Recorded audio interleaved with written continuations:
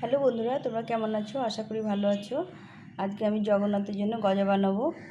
এক বাটি এই যে ময়দা নিয়ে আর একটু ঘি দিয়ে ময়ান দিয়ে দেবো। করে ময়দাটাকে ময়ান দিয়ে নিয়েছি। আমার হাতে তেল পড়েছিল, ময়দাটা মাখা হয়ে 5টা লেচি কেটে নিলাম। এই লেচিগুলো কেটে নিয়েছি।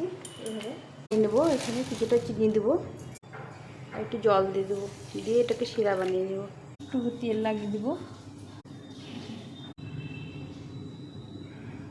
আছে এই যে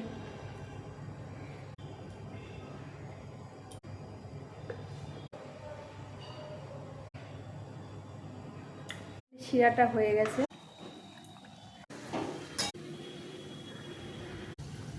শিরাটা করে নিয়েছি। এখন ঠাকুরের ভোগ লাগাবো।